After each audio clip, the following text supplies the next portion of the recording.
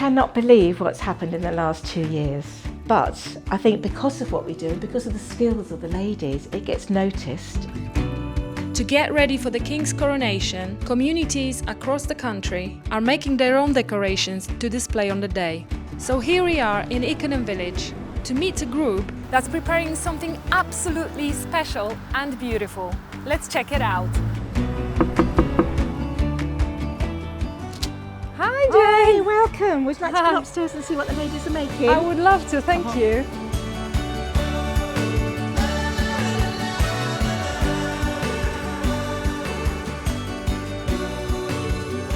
Oh wow!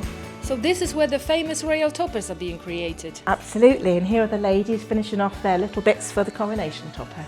And is this your normal meeting place? Yes, we meet here every Monday in the evenings. It was 2 weeks before Easter and we thought, can we possibly do Easter toppers in 2 weeks? We got 18 post boxes. So we managed to do it. We very quickly put together eggs, chicks, anything to do with Easter. And I put a lot of them out, but the last 8 were in a real rush and I didn't attach them to the post boxes really tightly, which we usually do, and 8 of them got stolen. The community were really cross about this. The police got involved, the local police. The case went to court, but it did get thrown out. But meanwhile, when the police came around to interview, they said, "This is amazing what you do. Prince Philip had just passed away," and they said, "Why don't you make one for him?" We put together an amazing topper of Prince Philip, the Queen, his horse and carriage, his ship, his Duke of Edinburgh's award, bits and pieces. And we put it on a post box outside the castle in Windsor. After we had done Prince Philip, we were invited into the castle to present our topper to the Queen, not to her herself, but to the staff who would give it to the Queen. So we passed 2 toppers to the Queen, the Prince Philip commemoration, but also that year she was 95, so her 95th birthday we had done one of those. So we took it along to the castle, gave it to her equerry, who gave it to her. What was her reaction? I think she was very pleased, she liked what she saw, and it's now part of the royal collection. Following that, we then said we'd like to do something for the Jubilee, and they were very happy to say, yes, by all means come.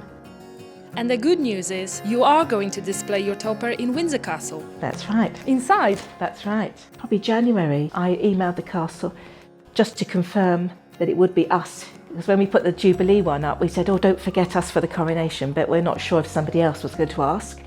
The palace didn't forget. They were invited to decorate a post box inside the Windsor Castle for the coronation. We have a double topper in Windsor Castle and the single toppers outside the castle. So you have to think about the size of it, what we want to put on it, who's going to make it, and to make sure it all fits and it's all in scale to each other. It takes a lot of planning. My mum taught me to knit as a child, so I've been knitting for 40 plus years, but I don't like following a pattern. It makes me shudder. So I just like casting on and just seeing where the needles take it. Making some guardsmen to go with the coronation coach.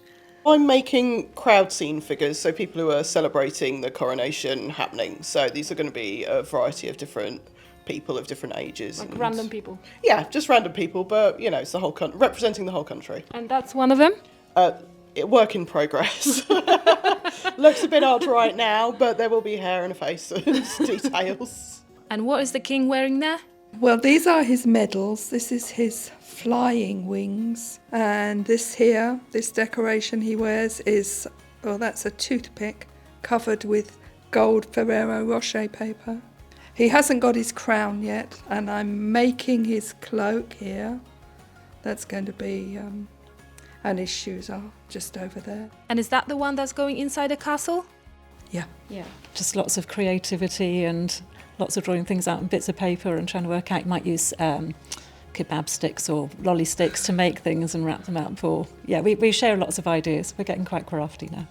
So we plan to put bunting, red, white and blue bunting, up on the whole of the high street in Ickenham, and that's about 400 metres long.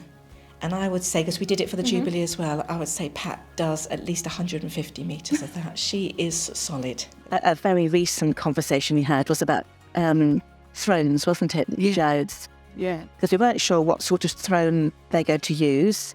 We know one is being restored, but we think it's just the one. We think there's various thrones that are going to be used. So in the end, we decided...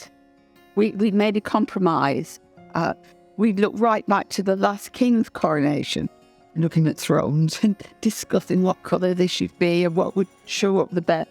So we actually compromised in the end, and there's sort of variations on the coronation throne of king, the 11th century one.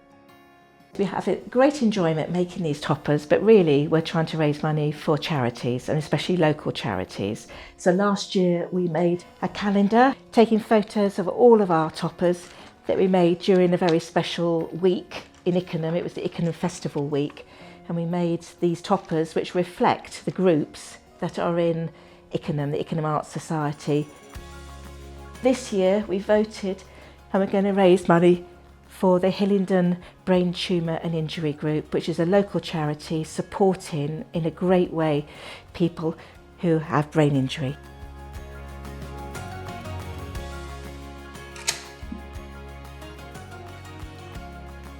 It's been wonderful to see the creativity and commitment of this community as they prepare for the King's coronation here in Ickenham Village.